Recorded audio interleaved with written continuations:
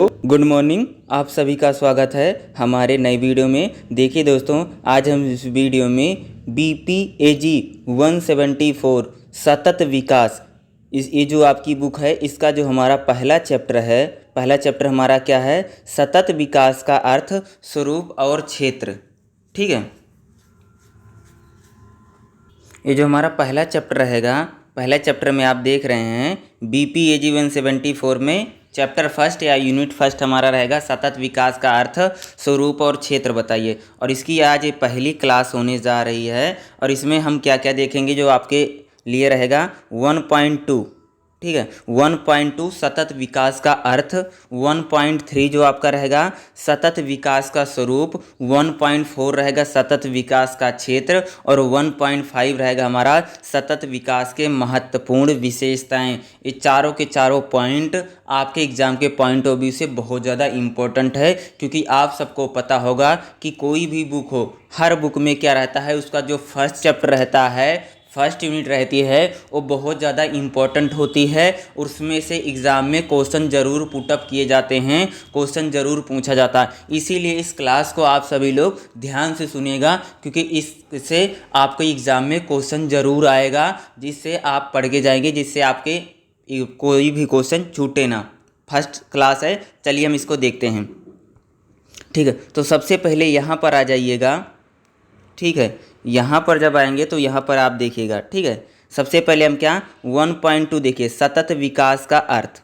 ठीक है, तो यहाँ से देखिए, देखो 1970 के दशक के आरंभ में सतत विकास शब्द संभवतः बारबर वार्ड लेडी जैक्सन द्वारा अंकित किया गया था। यानी सबसे पहले जो सतत विकास शब्द का अर्थ है वह 1970 में लेडी और वार्ड के द्वारा क्या किया गया था, इसको अंकित किया गया था, जो पर्यावरण और विकास के अंतर्राष्ट्रीय संस्थान, ठीक है, किसका, international institute of environment of development की स्थापना की थी।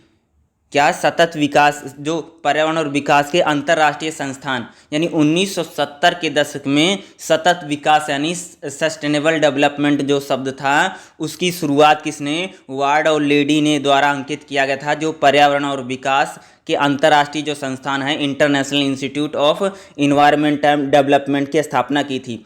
सतत विकास व्यापक रूप से लोगों की आर्थिक और सामाजिक भलाई, सतत विकास क्या है, सतत विकास बड़े लेवल पर हम कह सकते हैं लोगों की आर्थिक और सामाजिक भलाई तथा एक दूसरे में अपने रिश्तों में समानता के विषय में है। यानी सतत विकास जो है वह लोगों की आर्थिक और सामाजिक भलाई में और एक दूसरे में जो रिश्ते हैं उनको बनाने में उनके समानता के विषय, यानी लोगों के रिश्ते में समानता हो, सामाजिक और आर्थिक समानता की बात करता है। उस संदर्भ में जहां पर्यावरण समाज में असंतुलन से आर्थिक और सामाजिक सततता को खतरा हो सकता है। यानी आप कह सकते हो कि सतत विकास हमारे भारतीय समाज में आर्थिक, ठीक है, आर्थिक और सामाजिक क्या एकता लाने की बात करता है या समानता लाने की बात करता है, क्योंकि हमारे समाज में आप देख रहे हैं पर्यावरण और समाज के कारण क्या हो रहा है, असंतुलन की स्थिति बन रही है। असंतुलन यानी जो सिस्टम है हमारा वो डिसबैलेंस हो रहा है, यानी समाज में जो आर्थिक और सामाजिक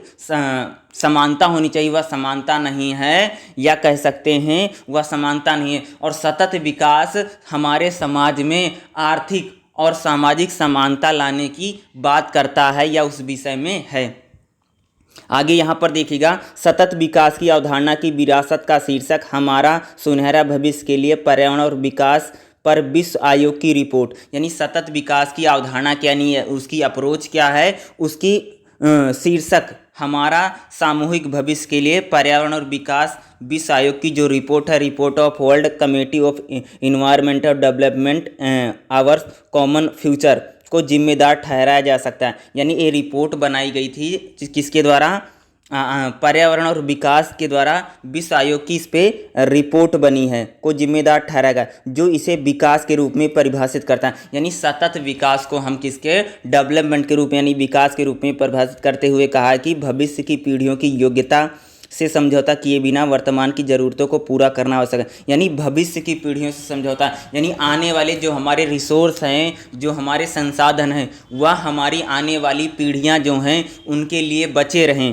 ठीक है, उनके लिए बचे रहें, और जो हमारी प्रेजेंट टाइम की जो वर्तमान समय की जो ज़रूरतें हम उनको भी पूरा कर लें। यानी जो हमारे रिसोर्स हैं, चाहे हमारे रिसोर्स कोयला है, पेट्रोल है, कोई भी गैस है, ईंधन है, हमारा जल है, पानी है, कुछ भी है, ये सारे जो हमारे संसाधन हैं यह फ्यूचर आने वाली पीढ़ियों के लिए भी रहें और हमारी आज की ज़रूरतों को भी क्या कर सकें, पूरा कर सके, पूरा करने के लिए आवश्यक है। इस प्रकार यह मानव की पीढ़ियों के भीतर न्याय संगत और अंतर पीढ़ीगत न्याय संगतता की अनिवार्यता को भी पूरा करता है। यानी सतत विकास क्या है कि न्याय संगत है प्रेजेंट टाइम की जो पीढ़ी है वर्तमान पीढ़ी के साथ, और भविष्य में जो पीढ़ी आएगी उसके साथ भी न्याय करने की बात करता। भैया कहता है सतत विकास कि जितने भी हमारे संसाधन हैं उनका हमें क्या करना चाहिए, ज़रूरत के हिसाब से, आवश्यकता के हिसाब से यूज कीजिए, उनका दोहन मत कीजिए, दुरुपयोग मत कीजिए, क्योंकि आने वाली पीढ़ियों के लिए भी वह सभी संसाधन बचे होना बहुत ज़रूरी है। ठीक, आगे देखिए, सतत विकास का वह विकास जो वर्तमान और भावी पीढ़ियों के कल्याण की आवश्यकता को पूरा करता है। यानी सतत विकास क्या है, जो भावी और वर्तमान पीढ़ी की जो आवश्यकता है उनको पूरा करता है। यह सततता के मुद्दे और विशेष रूप से संरचनात्मक परिवर्तन पर ध्यान केंद्रित करते हुए लंबी अवधि में विकास को संबंधित है। यानी सतत विकास जो है वह जितने भी मुद्दे हैं, जितने भी इशू हैं, उन पर ध्यान केंद्रित करते हुए लंबी अवधि की बात करता है। यानी सिर्फ आज की पीढ़ी के लिए ही नहीं कि आज की पीढ़ी जो हमारी है उसका डेवलपमेंट हो जाए, विकास हो जाए, वह सभी संसाधनों का यूज कर ले, ऐसा नहीं बात करता है। वो भावी पीढ़ी जो हमारी आने वाली पीढ़ी है और वर्तमान पीढ़ी दोनों को लेकर क्या क्या करता है, उससे संबंधित है। जो राज्यों के गुणात्मक रूप से अलग अलग विशेषताओं या विचार के अंतर्गत प्रणाली के व्यवहार के परिणाम स्वरूप परिवर्तन, यानी जो राज्य का जैसा व्यवहार होगा उसके अनुरूप क्या होता है, इसमें परिवर्तन आता है। यानी सतत विकास क्या है कि हमारे विकास की बात करता है कि हमें आवश्यकता के अनुसार चीज़ों का यूज करें अपनी, ताकि वर्तमान पीढ़ी और भविष्य पीढ़ी दोनों के लिए वह बचा रहे।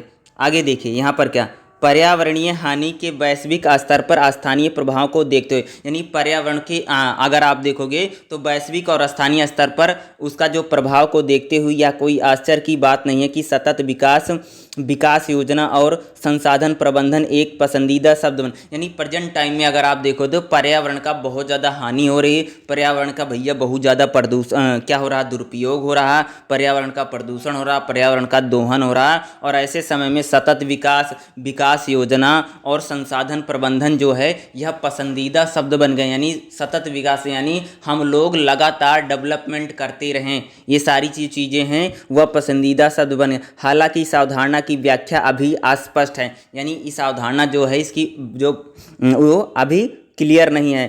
ब्रैडलैंड की रिपोर्ट के अनुसार सतत विकास का विचार पर्यावरण संरक्षण के आगे कहीं तक पहुंचता है। यानी सतत विकास का जो लक्ष्य है वह पर्यावरण से भी आगे पहुंचता है, क्योंकि इसका अर्थ परिवर्तन की प्रक्रिया जिसमें संसाधन का दोहन, यानी सतत विकास का अर्थ क्या है, परिवर्तन की प्रक्रिया, सिर्फ ये पर्यावरण से रिलेटेड नहीं बल्कि परिवर्तन की प्रक्रिया को भी बताता है, जिसमें संसाधनों का हम जो दोहन करते हैं, निवेश की दिशा, तकनीकी का उन्मुखी और संस्थागत परिवर्तन के साथ भविष्य के साथ वर्तमान की आवश्यकताओं के साथ तर्कयुक्त बनाए जाते हैं। यानी सतत विकास सिर्फ पर्यावरण की बात नहीं करता भैया, बल्कि उसके साथ साथ क्या संसाधनों की दोहन की, निवेश की दिशा की, तकनीकी विकास की तथा संस्थागत जो परिवर्तन है, यानी वर्तमान समय के साथ जो आवश्यकता है और भविष्य के आने की जो आवश्यकता है, उन दोनों की असमंजस की बात करता है। यह असमंजस की स्थिति नहीं है बल्कि परिवर्तन की एक संतुलित और अनुकूल प्रक्रिया। यानी इसको हम स्थिति बनाने की नहीं कोशिश कर रहे हैं बल्कि एक संतुलन बनाने की एक प्रक्रिया का उदाहरण की हम इसमें पार्ट आप कह सकते हो। आगे देखिए, सततता के लिए आर्थिक विकास के बीच में संतुलन, यानी सततता ठीक है। सततता के लिए हमें क्या, आर्थिक विकास के बीच में संतुलन, अर्थव्यवस्था के सभी मात्रात्मक और गुणात्मक परिवर्तन सम्मिलित हैं। यानी सततता के लिए, यानी बराबरी के लिए, सभी चीज़ों को इक्वल लाने के लिए हमें आर्थिक विकास के बीच में संतुलन बनाना बहुत ज़्यादा ज़रूरी है भैया। अर्थव्यवस्था में मात्रात्मक और गुणात्मक परिवर्तन दोनों सम्मिलित किए जाने हैं, जो कल्याण में सकारात्मक योगदान प्रदान करते हैं, और पारिस्थितिक सततता के सभी मात्रात्मक और गुणात्मक पर्यावरणीय कार्यनीतियाँ जो पारिस्थितिकी तंत्र को गुणात्मकता में सुधार करने के लिए कार्य करती हैं और अंततः कल्याण का सकारात्मक प्रभाव डालती हैं। यानी ये क्या करता है, सकारात्मक की बात करता है और कल्याण की बात करें। यानी सतत विकास सकारात्मक चीज़ों के साथ हमें विश्व का कल्याण और मनुष्य के कल्याण की बात करता है। सिर्फ देखो, वर्तमान पीढ़ी और भविष्य की पीढ़ी, दोनों पीढ़ियों की बात करता है, कल्याण की बात करता है और सकारात्मक प्रभाव की बात करता है। दोनों आर्थिक और पर्यावरणीय प्रणालियों को जीवित रहने के लिए न्यूनतम शुरुआत की आवश्यकता है। यानी आर्थिक और पर्यावरण प्रणालियाँ भी, मनुष्य जो है वह आर्थिक रूप से भी मजबूत रहे, उसके पास खाने पीने की चीज़ें हैं, जो उसके संसाधन हैं वह होने चाहिए, तथा पर्यावरण भी, हमारा पर्यावरण भी बचना चाहिए। यानी सतत विकास क्या कहता है कि मनुष्य जो है वह भी अपने जीवन को अच्छे से लाइफ से जिए और चीज़ों को करे, और पर्यावरण जो है वह भी हमारा बचा रहे, पर्यावरण का भी विकास। यानी सतत विकास कह सकते हो कि जो पर्यावरण और मनुष्य का जो जीवन है उसमें सततता लाने की, यानी उसमें निरंतर एक जो प्रक्रिया है, मनुष्य भी जीवन में निरंतर क्या करता रहता है, वो भी प्रोग्रेस करता रहता है, उसका भी विकास होता है और पर्यावरण का भी दोनों का विकास होता है। यानी मनुष्य और पर्यावरण दोनों की एक दूसरे के लिए बाधा ना बने, बल्कि एक दूसरे के सहायक बने और दोनों का जो डेवलपमेंट है वह अच्छी से हो सके। यानी पर्यावरण और मनुष्य का जो जीवन शैली है, आने वाली जो पीढ़ियां हैं, उन दोनों के बीच में सततता लाने की बात करता है सतत विकास जो है। ठीक है, आगे देखिएगा। ठीक है, इसमें क्या है, नेक्स्ट यहाँ पर हम आ गए हैं, यहाँ पर इतना देखिए। ठीक है, ठीक है, यहाँ पर देखिए। ठीक है, देखो, संक्षिप्त में सतत विकास परिवर्तन की एक प्रक्रिया है। यानी जो सतत विकास है, अगर हम शॉर्ट में देखेंगे, जो सतत विकास क्या है, परिवर्तन की एक प्रक्रिया है जिसमें संसाधनों का दोहन, निवेश की दिशा, तकनीकी का विकास, उन्मुखी विकास, संस्थागत परिवर्तन सभी असमंजस में है। यानी सतत विकास एक परिवर्तन की प्रक्रिया है जिसमें हम संसाधनों का दोहन को भी ध्यान में रखते हैं, निवेश की दिशा क्या है, तकनीकी का उन्मुखी विकास, संस्थागत परिवर्तन, सभी असमंजस जो है उनकी मानवीय आवश्यकता और आकांक्षाओं को, दोनों को वर्तमान और भविष्य के लिए। भैया जो भी हमारे संसाधन हैं, जो भी हमारे रिसोर्स हैं, जो भी हमारी चीज़ें हैं, वह वर्तमान पीढ़ी के साथ साथ भावी पीढ़ी के लिए भी बची रहें और लगातार डेवलप। आज जो हमारी वर्तमान पीढ़ी है वह भी संसाधनों का अच्छी तरीके से यूज कर सके, वह भी अपनी आवश्यकताओं को पूरी कर सके, और आने वाली फ्यूचर में, भविष्य में जो हमारी पीढ़ियां होंगी, जो हमारे बच्चे होंगे, जो हमारे लोग होंगे, वह भी चीज़ों को अच्छी तरीके से अपनी आवश्यकता के अनुसार संसाधनों का यूज कर सकें। इसी की बात करता है सतत विकास करता है। आगे देखिए, वेटलैंड कमीशन की परिभाषा के अर्थ, भावी पीढ़ियों की आवश्यकता से समझौता किए बिना वर्तमान की पीढ़ियों की ज़रूरत को पूरा करना, सतत विकास रिपोर्ट द्वारा सुदृढ़ का समर्थन। यानी सतत विकास का मतलब अगर एक लाइन में समझे तो सतत विकास क्या कहता है, भावी पीढ़ी की आवश्यकताओं को पूरा करते हुए, ठीक है, भावी पीढ़ी यानी आने वाली जो हमारी पीढ़ियां हैं, भावी पीढ़ी की आवश्यकता से समझौता किए बिना वर्तमान पीढ़ी की ज़रूरतों को पूरा करना।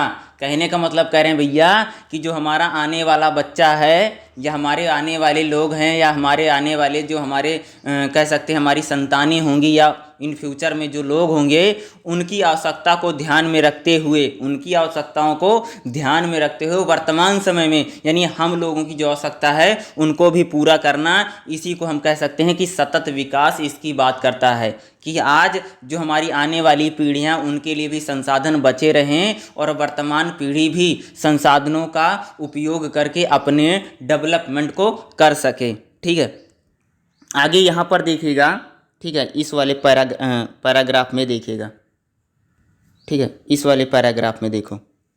ठीक, आगे देखिए। सतत विकास की अवधारणा पारंपरिक दृष्टिकोण को अस्वीकार करते, यानी सतत विकास की जो अवधारणा है पारंपरिक जो दृष्टिकोण है या पुराना जो दृष्टिकोण है उसको नहीं मानती है, जो आर्थिक विकास को आवश्यक और लेकिन पर्यावरण संरक्षण में विलास के साधन मानता है। यानी जो हमारी पुरानी अवधारणा है तो आर्थिक विकास को सही मानता है लेकिन पर्यावरण को उतना ज़्यादा महत्व नहीं देता है, इसलिए सतत विकास जो है पारंपरिक दृष्टिकोण को नहीं मानता है। पार्थ दास गुप्ता और कार्ल मेलर लिखते हैं कि पर्यावरणीय संसाधन गरीब देशों के लिए छोटे महत्व के हैं, यानी क्या कहते हैं, दो ये थिंकर हैं, क्या कहते हैं कि पर्यावरणीय संसाधन जो हैं गरीब देशों के लिए बहुत छोटा महत्व है, वो आर्थिक विकास की प्रक्रिया में महत्वपूर्ण भूमिका निभाते हैं। क्या कह रहे हैं कि जो छोटे देश हैं उनके लिए पर्यावरण कोई महत्वपूर्ण नहीं होता है, वह आर्थिक विकास में एक अच्छी भूमिका निभा रहे हैं। इस तरह के संसाधन विलासता की वस्तु हैं, यानी पर्यावरण जो है वह विलासता यानी भोग विलास ऐश आराम की वस्तु है, वह सार्वजनिक चेतना में ही बड़े स्पष्ट दिखाई देते हैं जब वह ऊंचाई होगी। यानी कहने का मतलब है जो भैया कि जो गरीब देश हैं वह आर्थिक विकास को ही देखते हैं, पर्यावरण को कोई नहीं देखते, वो पर्यावरण को बहुत छोटी चीज मानते हैं, बल्कि आर्थिक विकास को वह ज़्यादा महत्व दे रहे हैं क्योंकि उनके लिए पैसा ज़्यादा जरूरी है, इसीलिए मान रहे हैं भैया। सिंपल सा है ना, गरीब आदमी के लिए पैसा सब कुछ है, पैसा नहीं रहेगा, खाने का नहीं रहेगा, पर्यावरण का वो क्या करेंगे, इसीलिए बोल रहे हैं कि जो छोटे देश हैं या कह सकते हैं जो गरीब देश हैं वह आर्थिक विकास की प्रक्रिया को महत्वपूर्ण मानते हैं लेकिन पर्यावरण को वो ज़्यादा महत्वपूर्ण नहीं मानते हैं। पर्यावरणीय संसाधन केवल समृद्ध देशों की अति व्यस्तता और अर्थशास्त्रियों द्वारा मुद्दों से ध्यान से हटाने के लिए है। क्या कहते हैं, पर्यावरण जो है वह बड़े देशों के लिए है और जो अर्थशास्त्री हैं वह सिर्फ ध्यान हटाने के लिए पर्यावरण को इश्यू को बार बार उठाते हैं, जो गरीब देशों में गरीबों की वास्तविक आवश्यकता के प्रति संवेदनशील नहीं। यानी कह रहे हैं कि जो बड़े बड़े अर्थशास्त्री हैं, जो बड़े देश हैं, जो अमीर देश हैं, वो पर्यावरण की बात करते हैं बल्कि ध्यान हटाने की बात करते हैं। वह गरीब देशों में गरीब जनता है, जो गरीबी अर्थव्यवस्था, गरीबी क्या है उसके प्रति वह कोई भी संवेदनशील नहीं, उसकी तरफ नहीं सोचते हैं, सिर्फ वो पर्यावरण की बात करते हैं, उसकी बात करते हैं, आर्थिक की उतनी नहीं करते हैं। और वो गरीब देश है वो बेचारा आर्थिक की बात करता, पर्यावरण को ज़्यादा जरूरी नहीं मानता है। ठीक है, ये तो बड़ी मार्के की बात है। ठीक, आगे देखिए, इस पोर्शन को देखिए। हालांकि पिछले एक दशक में पर्यावरणीय क्षय के वैश्विक प्रभाव को आंशिक पर्यावरणीय विश्लेषण पर ध्यान केंद्रित करने के परिवर्तन किया गया। यानी पिछले समय में अगर देखोगे तो पर्यावरण के जो क्षय यानी क्षति जो हो रही उस पर क्या हो रहा है, एक ध्यान केंद्रित करने के लिए एक बड़ा परिवर्तन हुआ है। खतरनाक घटनाएं जैसे बाढ़, अम्लीय वर्षा, मिट्टी मरुस्थलीकरण, ओजोन रिक्तीकरण, समुद्र प्रदूषण, संसाधन निष्करण, विनाश अन्य चीज़ों के बीच परिलक्षित। इस प्रकार क्या हो रहा है, पिछले कुछ दशक में अगर आप देखोगे तो पर्यावरण को लेकर के जो एक माहौल है वह सकारात्मक माहौल बन रहा है। प्रेजेंट टाइम में बाढ़ को लेकर, अम्लीय वर्षा को लेकर, मरुस्थलीकरण को लेकर, ओजोन परत में जो छेद हो रहा, समुद्र का पानी बढ़ रहा, संसाधनों को लेकर के अगर आप देखोगे तो पर्यावरण को लेकर के जागरूकता बढ़ी है, लोगों की सीरियसनेस पर्यावरण को लेकर के बढ़ रही है। इसी प्रकार संसाधन संरक्षण और पर्यावरण प्रदूषण नियंत्रण कभी सोची हुई विलासिता की वस्तुएं हैं। यानी संसाधन का संरक्षण और पर्यावरण नियंत्रण करना एक कभी सोची हुई विलासिता की वस्तुएं हैं जो अब जीवन संरक्षण, प्रतिकृति प्रणालियों की रक्षा और जीवन स्तर में सुधार के लिए आवश्यक रूप से पहचाने जाते हैं। पहले जो पर्यावरण था वह विलासिता, भोग विलास के लिए माना जाता था, लेकिन आज जो पर्यावरण है वह मानव के जीवन के लिए एक आवश्यक अंग बन गया है, क्योंकि पर्यावरण रहेगा तभी मनुष्य रहेगा। पहले पर्यावरण को इतना ज़्यादा बड़ा इशू नहीं मानते थे, हम आर्थिक चीज़ों को ज़्यादा मानते थे और पर्यावरण को सिर्फ भोग विलास की चीज़ें मानते थे। लेकिन आज के समय में पर्यावरण जो है एक बड़ा इशू और एक बड़ा मुद्दा बन के हमारे सामने आया है। नेता अब निरंतर समझ रहे हैं कि सामाजिक आर्थिक विकास सतत होना चाहिए। यानी अब जितने भी लोग हैं, नेता का मतलब अब जितने भी लोग हैं वह मानते हैं कि आर्थिक और सामाजिक विकास दोनों बराबर होना है। सतत का मतलब होता है लगातार। आर्थिक विकास भी होना चाहिए, सामाजिक विकास भी होना चाहिए,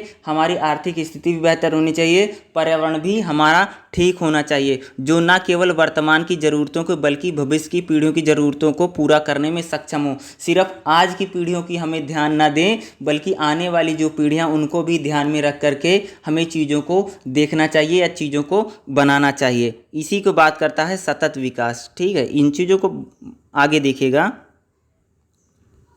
आगे इसमें देखिए, यहाँ पर देखिए, इस संदर्भ में एक प्रश्न है कि वर्तमान और भावी पीढ़ियों की भलाई का आकलन कैसे किया जाए।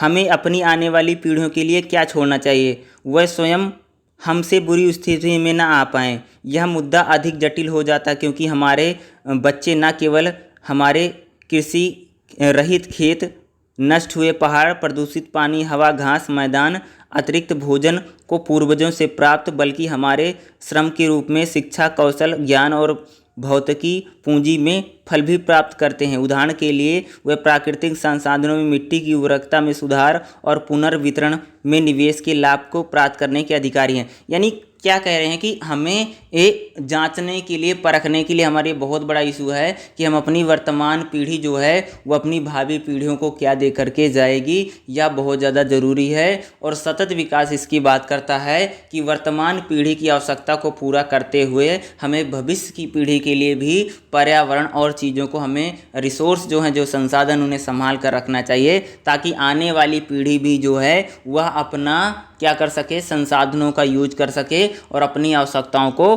पूरी कर सके। यही सतत विकास का लक्ष्य है, इसी को सतत विकास बोला जाता है। और सामाजिक और आर्थिक, ठीक है, सामाजिक और आर्थिक सतता लानी है, यानी बराबरी लाने की बात कौन करता है, सतत विकास करता है। अगला जो हमारा पॉइंट रहेगा यहाँ पर ध्यान दीजिएगा, ठीक है, अगला पॉइंट देखिएगा, यहाँ पर हमारा क्या रहेगा 1.3 सतत विकास का स्वरूप। इस बात पर विचार करते हुए कि हमें अपने बच्चों और पोती पोतियों के लिए विलासिता में क्या छोड़ें, क्या करते हैं, हमें भौतिक और मानव पूंजी की पूरी श्रृंखला और प्राकृतिक संसाधनों के बारे में सोचना चाहिए। यानी हमें इस बात पर विचार करना चाहिए कि हम आने वाली पीढ़ियों के लिए कौन कौन से संसाधन छोड़ करके जाएंगे ताकि वह अपनी आवश्यकताओं को पूरी कर सकें। यह हमारे लिए एक बड़ा प्रश्न है और सोचने का प्रश्न है। सतत विकास जो है यहाँ पर आपको जैसे मैंने बताया, तो यहाँ पर देखिए, यानी सतत विकास एक कह सकते हैं कि स्वरूप क्या है कि हम अपने आने वाली पीढ़ियों के लिए क्या छोड़ कर के जाएंगे, यह हमारा सोचना चाहिए, उनके कल्याण का निर्धारण करेगी। ठीक है, सतत विकास के सिद्धांत को अपनाने के लिए सोच में मौलिक परिवर्तन की आवश्यकता है। यानी सतत विकास का जो सिद्धांत है उसको अपनाने के लिए हमें मौलिक परिवर्तन की आवश्यकता है। निर्णय निर्माण के लिए उपयोग में किए जाने वाले डेटा में संसाधनों की कमी और प्रदूषण की सही लागत को प्रतिबंधित करना चाहिए। यानी भाई कि हमें सही सही निर्णय लेने पड़ेंगे, तभी हमारी आने वाली जो पीढ़ियां उनके लिए संसाधन, या कह सकते हैं कि आवश्यकता को पूरा करने के लिए चीज़ें बचेंगी। और हमें सिद्धांत बनाना पड़ेगा चीज़ों को, क्योंकि वह आय उत्पादक और प्रदूषण की सही लागतों को प्रबंधित करना चाहिए के कम होते संसाधनों को अधिक अल्पकालिक लाभों की अपेक्षा भावी पीढ़ियों को प्रभावित करता है। यानी हमें जो आप वर्तमान समय में जो है संसाधन है उनका सही ढंग से यूज करें ताकि आने वाली पीढ़ियों के लिए भी वो बचे रहें।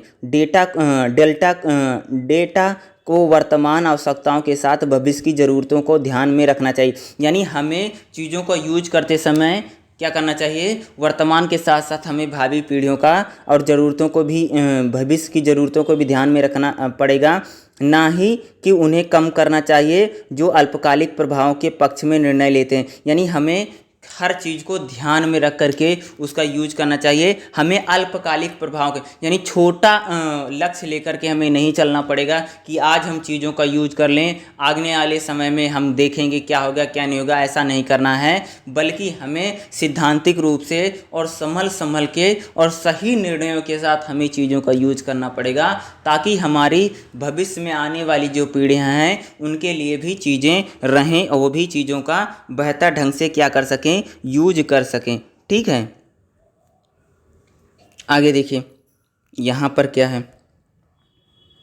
ठीक है, यहाँ पर इतना देखिए, सीरो केसी वर्मट ने मानवीय गतिविधियों को सीमित करके पर्यावरण के महत्वपूर्ण क्षेत्रों के अधिक शोषण से बचने के कारण को संरक्षण के लिए न्यूनतम मानकों के उपयोग पर जोर दिया। यानी मानवीय गतिविधियों को सीमित करके पर्यावरण के जो महत्वपूर्ण क्षेत्र हैं उनको शोषण से बचने के लिए, संरक्षण के लिए कुछ न्यूनतम कारक पर जोर दिया। भाई हम संसाधनों का कम से कम यूज करें या सीमित करें या महत्वपूर्ण या उनका दोहन कम से कम हो ताकि आने वाली पीढ़ियों के लिए वो बचे। इसके लिए न्यूनतम उपयोग पर जोर दिया गया। यानी हमें अभी संसाधनों का बहुत ज़्यादा उपयोग नहीं करना चाहिए बल्कि कम से कम उनका यूज करना चाहिए, जो इसे पर्यावरणीय निम्नीकरण को विराम देने या रद्द करने में असंवैधानिक बताते हैं। या हमें कम से कम यूज करना चाहिए या ऐसा नहीं, हमें आवश्यकता के अनुसार हमें चीज़ों का यूज करना है। ठीक है।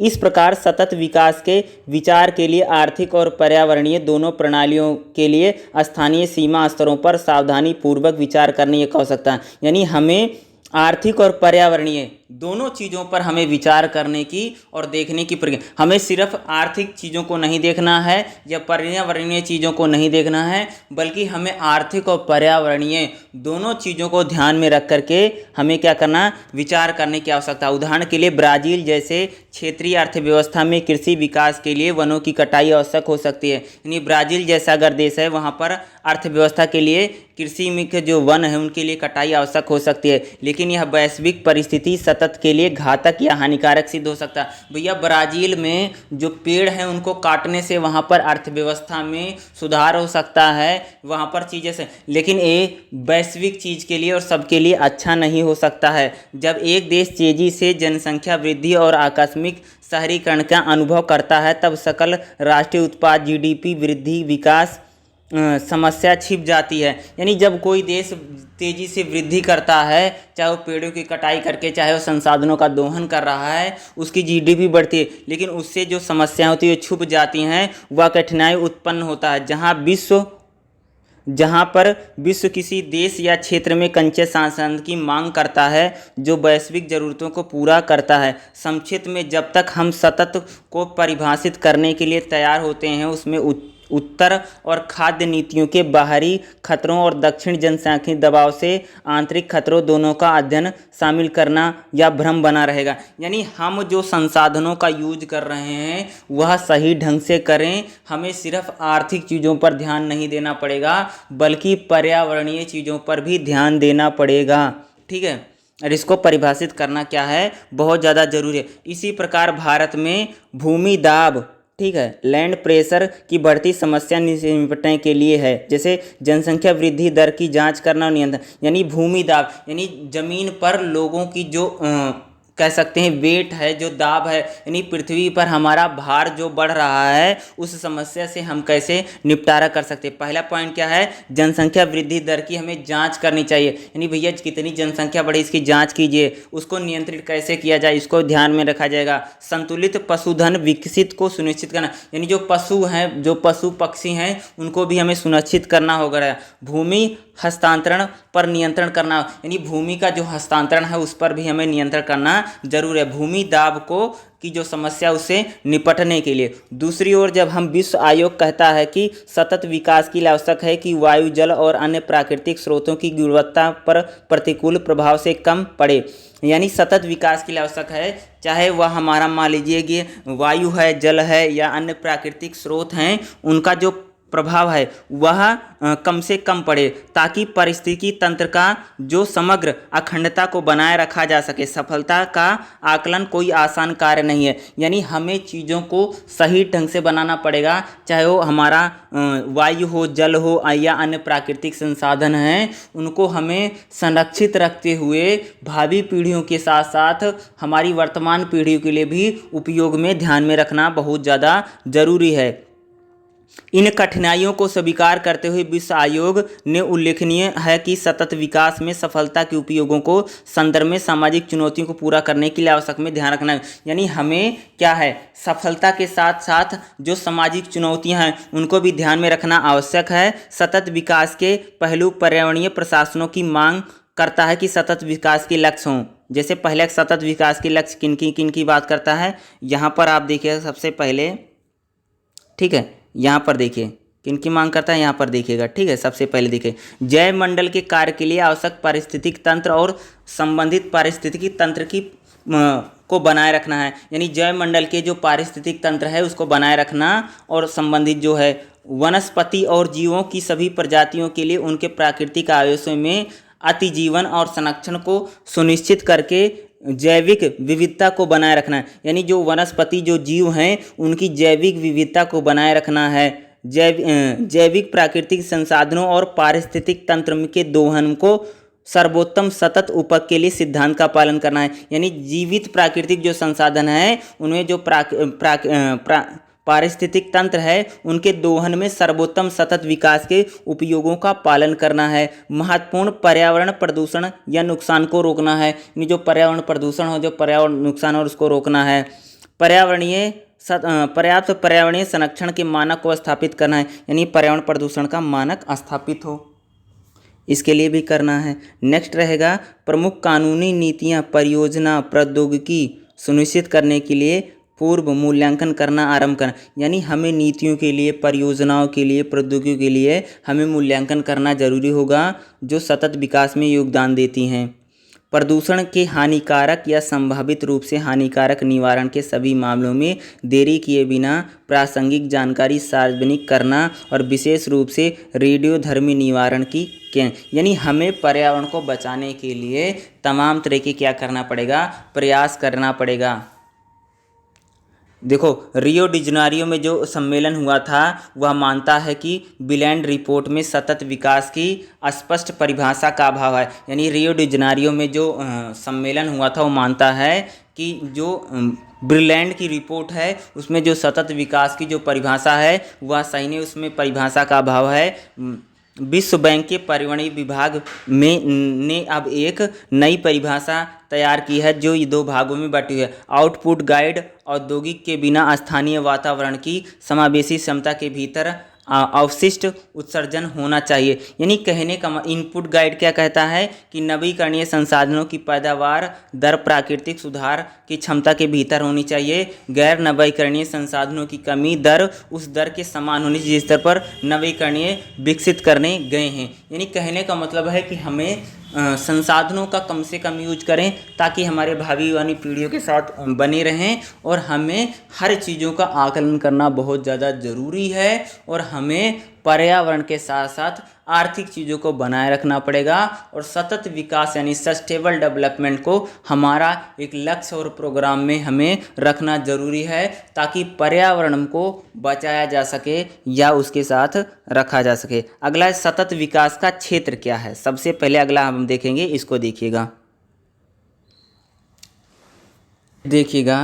हमारा जो नेक्स्ट है क्या है, सतत विकास के क्षेत्र 1.4 क्या रहेगा, सतत विकास के क्षेत्र आपके लिए इम्पोर्टेंट रहेगा। जब सबसे पहले आता है सतत विकास के क्षेत्र बताइए, तो इसमें जो पॉइंट रहेंगे, जो हेडिंग्स रहेंगे वो बहुत ज़्यादा इंपॉर्टेंट रहेंगे। देखिए, सतत विकास के अर्थ और स्वरूप के हमारे खंड में पहले चर्चा की गई। सतत विकास के क्षेत्र पर बहुत अधिक विचार विमर्श किया। यानी सतत विकास का अर्थ और स्वरूप कैसा है उस पर हमने बहुत ज़्यादा विचार विमर्श किया, जैसे अभी हमने बात की थी। सतत विकास महत्वपूर्ण है क्योंकि यह राष्ट्रीय बजट को बचाता है, लोगों की आवश्यकता को पूरा करता है। यानी सतत विकास क्या है, बहुत ज़्यादा महत्वपूर्ण है क्योंकि यह जो राष्ट्रीय बजट है उसको बचाता है, उसमें कमी करेगा और लोगों की आवश्यकताओं को पूरा करता है। प्राकृतिक संसाधनों और लोगों के बीच समन्वय की सहायता, यानी प्राकृतिक संसाधन जो है और मनुष्य के बीच जो समन्वय है जो उसको समन्वय में सहायता करता है और भविष्य की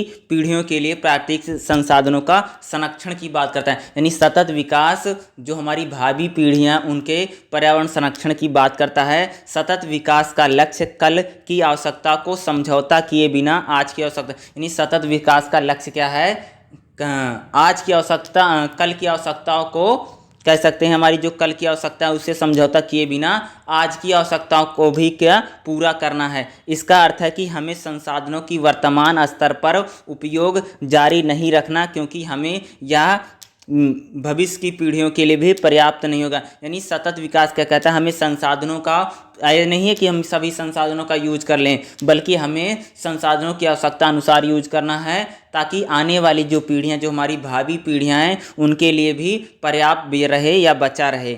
ठीक है। सतत विकास के क्षेत्र क्या हैं, जब ये इतना आपने लिख दिया आपने शुरुआत में, फिर आप सबसे पहले हम क्या लिखेंगे, सतत विकास के आर्थिक आयाम। पहली हेडिंग क्या बनेगी, आर्थिक आयाम। यानी इसमें देखिए, सतत विकास के सामाजिक आयामों में न्यून भूख, यानी सतत विकास का जो हमारा सामाजिक आयाम है, यानी न्यून भूख का मतलब भूखमरी को कम करना है, स्वास्थ्य अच्छा और करना है, यानी सभी का जो स्वास्थ्य है वो अच्छा हो, कल्याणकारी हो, उच्चतम शिक्षा की बात करता है, यानी ज़्यादा से ज़्यादा लोग एजुकेटेड हों, जनसंख्या नियंत्रण की बात करता है, यानी हम जो जनसंख्या हो उसको नियंत्रित करना चाहिए, जेंडर समानता की बात करता है, यानी महिला पुरुष में जो भेदभाव है वह ना हो, जेंडर समानता की बात करता है, यानी महिलाओं में और पुरुषों में जो भेदभाव को कम किया जा सके। आगे देखिएगा किस पर जोर देता है, यहाँ पर आगे देखिएगा, इसमें देखिएगा, पर जोर देने के साथ एक मजबूत, स्वस्थ और न्यायपूर्ण समाज की सुनिश्चित करने के पर सम्मिलित है। यानी क्या करता है, इन चीज़ों पर बात करता है, एक स्वस्थ, मजबूत और स्वस्थ समाज की बात करता है। सामाजिक आयाम की अगर देखें तो अब हमारा जो रहेगा आर्थिक आयाम देखिए। ठीक है। सतत विकास के आर्थिक आयाम में गरीबी नहीं, यानी गरीबी नहीं होनी चाहिए, कम करना है, अस्थायी अर्थव्यवस्था करना, यानी जो अर्थव्यवस्था हो वो अस्थायी होनी चाहिए, रोजगार के अवसरों की बात करते हैं, यानी रोजगार मिलना चाहिए भाई, विशेष रूप से महिलाओं के लिए सभ्य काम और आर्थिक विकास, यानी महिलाओं के लिए सभ्य काम या अच्छा काम या आर्थिक विकास हो, प्राकृतिक संसाधनों का प्रबंधन करना चाहिए, प्राकृतिक संसाधनों के प्रबंधन की बात करता है, जिम्मेदार खपत उत्पादन की बात करता है, यानी जो उत्पादन हो पर जोर देने के साथ साथ जनता की आर्थिक भलाई की बात कर, आर्थिक आयाम में देखेंगे तो जनता की आर्थिक भलाई की बात करता है। अगला जो रहेगा हमारा पर्यावरणीय आयाम, जो मोस्ट इंपॉर्टेंट रहेगा, आगे देखिएगा क्या है, आगे क्या हमारा रहेगा, पर्यावरणीय आयाम। इसको देखिए, सतत विकास के पर्यावरणीय आयामों में अनुकूल पर्यावरण को बढ़ावा देने के साथ साथ स्वच्छ जल और स्वच्छता, यानी पर्यावरण में अगर देखेंगे तो पर्यावरण को बढ़ावा देना है, स्वच्छ जल की बात करता है, स्वच्छता के साथ साथ सस्ती और अच्छी ऊर्जा, यानी जो ऊर्जा मिले वह सस्ती रहे और अच्छी रहे, उद्योग परिवहन ऊर्जा में उत्सर्जन को कम करना, उद्योगों में परिवहन यानी जो गाड़ी मोटर हैं, ऊर्जा का जो उत्सर्जन है, यानी जो ऊर्जा की खपत है जो यूज की जा रही उसको हमें कम करना है, ग्रीन हाउस गैसों के उत्सर्जन को, यानी ग्रीन हाउस को कम करना है, ग्लोबल वार्मिंग वायु प्रदूषण में योगदान देता है, जोर दिया, यानी वायु प्रदूषण को कम करना है, ग्लोबल वार्मिंग को कम करना है, जलवायु कार्रवाई और प्राकृतिक संसाधनों का संरक्षण करना है, यानी हमें प्राकृतिक संसाधनों का संरक्षण करना है, जबकि प्राकृतिक आयासों में जीवन रूप से जल के नीचे जीवन, पृथ्वी पर जीवन का सम्मान करना है और उसकी रक्षा करना है, यानी जल की हमें सेफ्टी करनी है और पृथ्वी को बचाना है और पर्यावरण का संरक्षण करना है, या इसका क्या है, पर्यावरणीय आयाम आप कह सकते हैं। अगला हमारा जो रहेगा संस्थागत आयाम। ठीक है, यहाँ पर देखिएगा इसका संस्थागत आयाम क्या है, देखिए, सतत विकास के संस्थागत आयामों में उद्योग, नवाचार और बुनियादी ढांचा को मजबूत करना है, यानी संस्थागत में देखोगे तो उद्योग हो या जो नए नए बुनियादी ढांचे हों या मजबूत करना, वित्तीय जो संसाधन है उनमें शांति न्याय को मजबूत करना है, तथा जो हमारे संस्थान हैं सतत सहारा और समुदाय तथा सतत विकास के लक्ष्यों के लिए भागीदारी और साझेदारी, HDG और अंतर्राष्ट्रीय जो सहयोग होता है उनको भी सम्मिलित किया जाना है। आगे जो आपके लिए इम्पोर्टेंट रहेगा, संयुक्त राष्ट्र के HDG सतत विकास के लक्ष्य क्या है, ये आपके लिए बहुत ज़्यादा इंपॉर्टेंट रहेगा, इसको आप जरूर देगा। सतत विकास के लिए 17 लक्ष्य कौन कौन से हैं, ठीक है, यहाँ पर देखिएगा, ये आपके लिए इंपॉर्टेंट रहेगा इतना।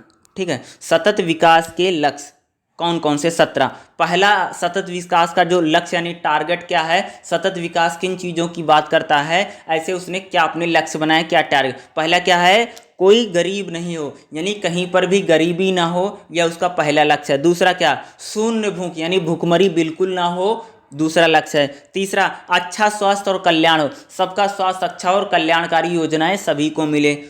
चौथा क्या, उच्चतम शिक्षा, सभी को उच्चतम या अपर एजुकेशन मिले और गुणवत्ता, शिक्षा की गुणवत्ता में सुधार हो।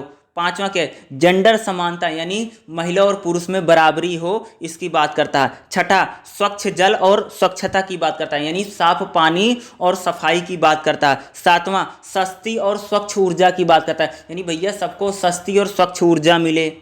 आठवां, उचित कार्य और आर्थिक यानी सबको उचित कार्य मिले और सबका आर्थिक विकास, इसकी बात करता है। उद्योग, नवाचार और बुनियादी ढांचे की बात करता है यानी जो हमारे उद्योग हैं, जो नवाचार, उसमें बुनियादी ढांचा हो। दसवां, असमानता को कम करने की बात करता है यानी जो लोगों में असमानता, पर्यावरण में जो असमानता है या समाज में जो असमानता है उसको कम करने की बात करता है।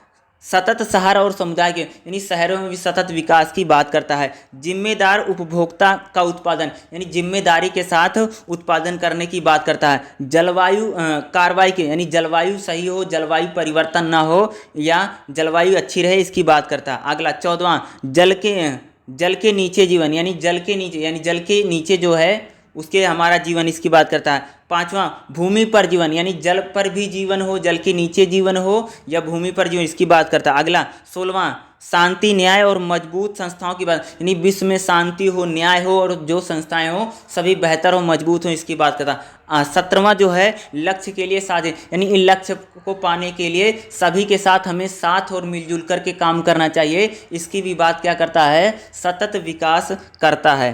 ठीक है, ये आपके लिए मोस्ट इंपॉर्टेंट रहेगा। अगला जो रहेगा, सतत विकास के महत्वपूर्ण सिद्धांत और विशेषताएं, यहाँ पर देखिएगा। अगला जो हमारा रहेगा यहाँ पर देखिए, सतत विकास के सिद्धांत और विशेषताएं। सिद्धांत क्या, सतत विकास का अगर यहाँ पर अगर आप सिद्धांत देखेंगे तो सबसे पहले देखिए सतत विकास के कुछ सिद्धांत और महत्वपूर्ण है जो इन पहला, पारिस्थितिक तंत्र का संरक्षण करना। सतत विकास का जो पहला सिद्धांत है या जो विशेषता सिद्धांत क्या है, सतत विकास का पहला सिद्धांत क्या है, पारिस्थितिक तंत्र का संरक्षण करना। सतत विकास का मुख्य उद्देश्य पृथ्वी संसाधनों का संरक्षण है यानी सतत विकास का मेन उद्देश्य क्या भैया, पृथ्वी पर जितना संसाधन है उसका क्या करना है, संरक्षण करना, उनका बचाव करना, उनको बचाना है। इसका लक्ष्य पारिस्थितिक तंत्र को सतत बनाना या जो पारिस्थितिक तंत्र है उसको हमें सतत बनाना है। इस उद्देश्य और लक्ष्य के लिए जलीय पारिस्थितिक तंत्र सहित पारिस्थितिक तंत्र का यानी जलीय पारिस्थितिक तंत्र और जो पारिस्थितिक दोनों के लिए ही संरक्षण को आवश्यक माना गया है। ठीक है, अगला क्या, समाज का सतत विकास। अगला क्या बात करता है कि अगला हमें क्या करना है, समाज के भी सतत विकास की बात करता है। आगे देखिए, जनसंख्या वृद्धि से वस्तुओं और सेवाओं की मांग बढ़ती है यानी जब जनसंख्या बढ़ेगी उससे वस्तुओं और सेवाओं की मांग बढ़ेगी भैया, ज़्यादा से ज़्यादा चीज़ें यूज होंगी, ज़्यादा से ज़्यादा संसाधन यूज होंगे। समाज की सततता स्वास्थ्य, निवास, संतुलित आहार, पर्याप्त स्वास्थ्य सेवाओं, रोजगार, गुणवत्ता, शिक्षा की उपलब्धता पर निर्भर करता है। समाज में लोगों के लिए स्वास्थ्य और शिक्षा महत्वपूर्ण है यानी समाज के भी सतत विकास की बात करता है। समाज में भी सभी को लोगों को अच्छी गुणवत्ता वाली शिक्षा मिले, सभी लोगों का स्वास्थ्य अच्छा रहे और सभी लोगों को रोजगार, स्वास्थ्य और संतुलित आहार मिले, इसकी बात, इसका भी सिद्धांत की बात कौन बात करता है, सतत विकास। अगला, जैविक विविधता संरक्षण। अगले किसकी बात करता है, जैव विविधता संरक्षण की बात करता है यानी जीवों में जो हमारी विविधता है उसको भी बचाने की बात करता है। कौन करता है, सतत विकास यानी जीवों में जो विविधता है या जीवों में जो भिन्नता है। जैसे आप देखोगे आम की बहुत सारी प्रजातियां हैं, जैसे कोई चिड़िया है उसकी बहुत सारी प्रजातियां हैं, तो जीवों में जो विविधता है यानी जैव विविधता के संरक्षण की बात कौन करता है, सतत विकास करता है यानी जैव विविधता भी हमारी बची रहे, जैव विविधता की भी संरक्षण किया जाए, इसकी भी बात कौन करता है, सतत विकास करता है। जनसंख्या नियंत्रण की बात करता है। अगला क्या है, जनसंख्या नियंत्रण यानी पॉपुलेशन कंट्रोल की बात करता है भैया। पॉपुलेशन हमें कंट्रोल में रखना पड़ेगा तभी हम संसाधनों को बचा पाएंगे। अरे भाई जनसंख्या बहुत ज़्यादा बढ़ जाएगा तो हमारी जो आने वाली पीढ़ियां हैं उनके लिए संसाधन बचेगा ही नहीं, सारे संसाधन का तो हम लोग यूज कर लेंगे। मान लो अगर जनसंख्या बहुत ज़्यादा दिन प्रतिदिन बढ़ती रहेगी तो जितने भी संसाधन है उसका तो यूज है, तो हमारी भावी आने वाली जो भविष्य की जो पीढ़ियां हैं उनके लिए कुछ बचेगा नहीं। इसलिए जनसंख्या नियंत्रण की बात कौन करता है, सतत यानी हमें पॉपुलेशन को कंट्रोल में रखना चाहिए ताकि हमारे संसाधन कम से कम खर्च हों और आने वाली पीढ़ियों के लिए भी संसाधनों को बचाया जा सके। ठीक है, अगला मानव संसाधन संरक्षण की बात करता है। अगला क्या करता है, मानव का जो मानव संसाधन संरक्षण की बात करता है। आगे देखिए, यहाँ पर देखिएगा ठीक है, इसको देखिए। मानव संसाधन संरक्षण, सतत विकास के लिए मानव संसाधन संरक्षण एक बड़ी क्षमता है। इसलिए मानव संसाधन का विकास शिक्षा, स्वास्थ्य सेवा और प्रशिक्षण प्रदान करके किया जाता है। सतत विकास के सिद्धांतों को अपनाने में मानवीय संरक्षण का योगदान है। पृथ्वी की देखभाल पर ज्ञान कौशल विकसित किया जाना चाहिए। वे सभी मानव संसाधन संरक्षण के महत्वपूर्ण सिद्धांत हैं या महत्वपूर्ण पहलू के रूप में आप इन्हें कह सकते हैं। अगला जो रहेगा नागरिकों की भागीदारी को प्रोत्साहित करना, यानी जो हमारे नागरिक हैं उनकी भी भागीदारी जो है पर्यावरण में बढ़े। यानी जो हमारे आम नागरिक हैं, जो आम लोग हैं वह भी बढ़ चढ़ के पर्यावरण को बचाने के लिए, पर्यावरण को संरक्षित करने के लिए, चीज़ों को बेहतर बनाने के लिए और जो हमारा सस्टेनेबल डेवलपमेंट है उसमें ज़्यादा से ज़्यादा लोगों का योगदान बढ़े, ज़्यादा से ज़्यादा भागीदार, उसको भी प्रोत्साहित करता है। यानी लोगों को उत्साह जागरूक करता है ताकि लोग भी पर्यावरण को बचाने के लिए सामने आए। जैसे कोविड-19 में महामारी ने यह प्रकाश डाला है कि पर्यावरणीय संतुलन